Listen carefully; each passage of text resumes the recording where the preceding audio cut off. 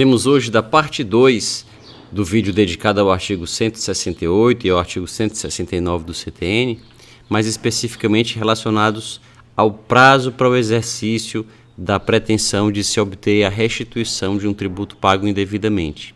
No vídeo passado já se cuidaram de todos os aspectos atuais relativos a esses dois artigos. Bom, não todos. Existem inúmeros aspectos, compêndios e mais compêndios poderiam ser escritos em torno deles e ainda remanesceria assunto a ser tratado. Nós sabemos que o conhecimento humano é inesgotável e sempre provisório e incompleto. Mas os aspectos que se pretendiam tratar a respeito daqueles dois artigos, no contexto atual, foram tratados no vídeo passado.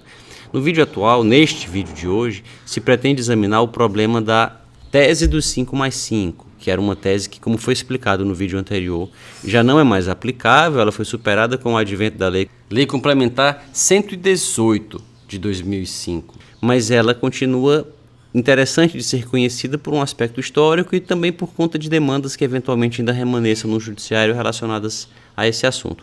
Prevalecia uma tese no plano da repetição do indébito, que era a seguinte: o artigo 168 do Código Tributário, ele não estabelece que o prazo para que se pleiteie a restituição do indébito começa do pagamento. Como foi dito no vídeo anterior, e se nós lermos o artigo 168, inciso 1, nós vamos ver que ele estabelece que o prazo para a repetição do indébito, os 5 anos para que se possa pleitear a devolução de um tributo pago indevidamente, ele se inicia da extinção do crédito tributário.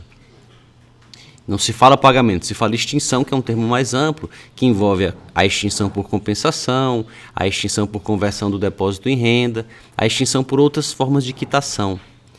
E aí isso levou, no âmbito do lançamento por homologação, a que se criasse a tal tese dos 5+5, que consistia no quê?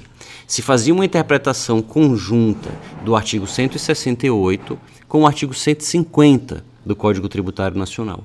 O artigo 150 ele estabelece que no lançamento por homologação é o próprio sujeito passivo quem apura o tributo que ele considera devido, paga o valor desse tributo por ele considerado devido e aguarda que a autoridade administrativa homologue essa apuração e esse pagamento. Só depois da homologação é que se considera extinto o crédito. A extinção operada pelo pagamento ela é condicionada a que se opere a homologação. E aí isso levou os contribuintes a construírem a seguinte tese, que foi acolhida pelo Poder Judiciário, inicialmente pelo TRF da 5ª Região, e depois pelo Superior Tribunal de Justiça, pelas duas turmas do Superior Tribunal de Justiça, que foi a tese seguinte: quando o tributo é pago no âmbito do lançamento por homologação, não foi um lançamento de ofício que o contribuinte pagou o tributo assim lançado, nem por declaração. Foi o próprio contribuinte que apurou o tributo devido e pagou o tributo por ele próprio apurado no lançamento por homologação, aguardando que a autoridade se manifestasse sobre o assunto. Nesses casos, no mais das vezes, a homologação é tácita. A autoridade não se manifesta sobre a apuração feita pelo contribuinte, ela não se manifesta sobre o pagamento feito pelo contribuinte. Passam-se os 5 anos que a autoridade tinha para lançar quantias que considerasse devidas, ou seja, a autoridade tem 5 anos, é um prazo decadencial, que já foi comentado quando se comentou o artigo 150. A autoridade tem 5 anos para fazer o lançamento de ofício de quantias que ela considere que deveriam ter sido pagas no lançamento por homologação e não foram. O próprio contribuinte apurou e pagou o seu tributo, que ele entende devido. Digamos, o contribuinte preenche a declaração de bens e rendimentos, apura o imposto de renda a pagar, paga o imposto por ele próprio apurado, transmite tudo para a Receita Federal pela internet e aguarda. Se passarem 5 anos e a Receita Federal não disser nada, extingue-se o direito dela, Receita Federal, de fazer o lançamento de quaisquer diferenças. E aí isso equivale a uma homologação tácita. Pelo silêncio, como ela não fez nada e como ela já não pode mais fazer nada, subentende-se que ela concordou com o que ele fez. E isso é a homologação tácita. Então os contribuintes disseram: o que extingue o crédito tributário não é o pagamento. O que extingue o crédito tributário é a homologação, no caso do tributo lançado por homologação, sujeito lá ao artigo 150 do CTN. Então, se é assim, se o que extingue é a homologação e não o pagamento em si mesmo, só quando acontece a homologação é que acontece a extinção.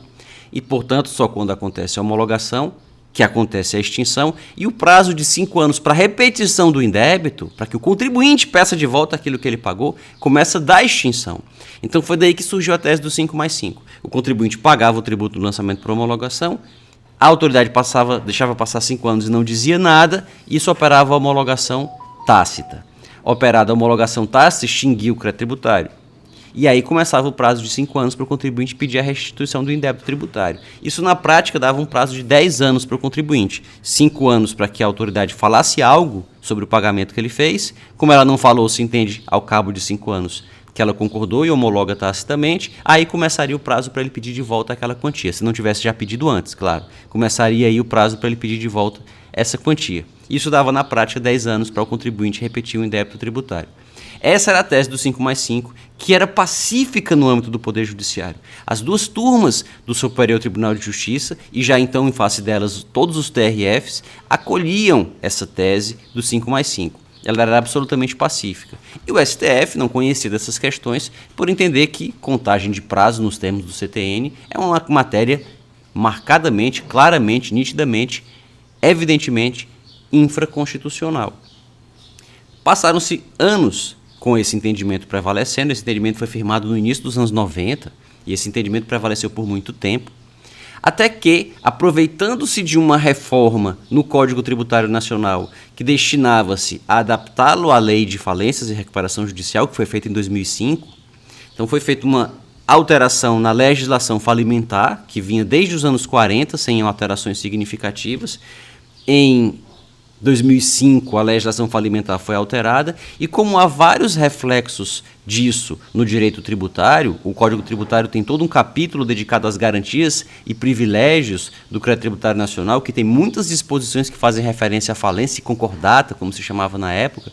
Esses artigos tiveram que ser adaptados à nova lei de falências e recuperação judicial.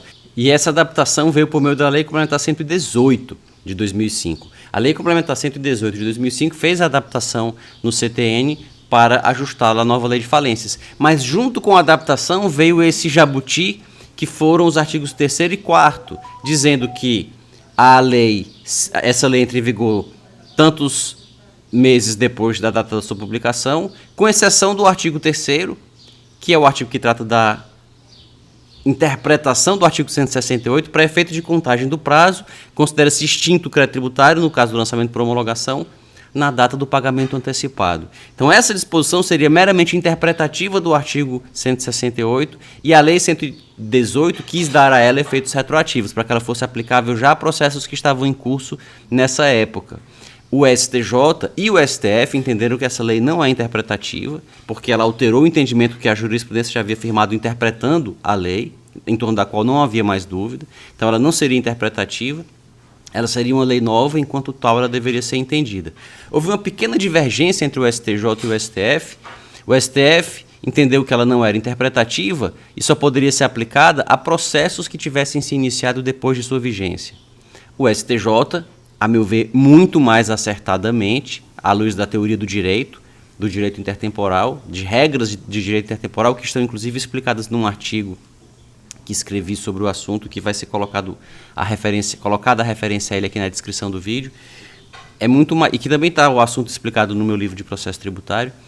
O entendimento do STJ, que era mais adequado, com todo respeito ao STF, mas que não prevaleceu, era o de que a nova lei se aplicava a pagamentos feitos depois da sua vigência. Então, pagamentos feitos depois de 2005 só poderiam ser repetidos até 5 anos depois. Pagamentos feitos antes disso poderiam ser repetidos em até 10 anos, e não em 5.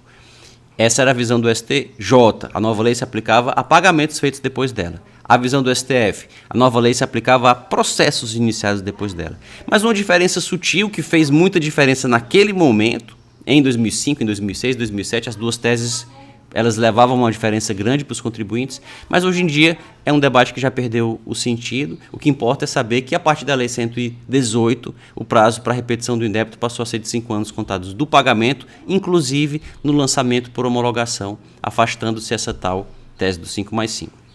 Se tiver gostado desse vídeo, não se esqueça de curti-lo, de se inscrever aqui no canal para acompanhar os próximos e de deixar na caixa de comentários o que pensa a respeito dessa e de outras questões. Até um próximo vídeo.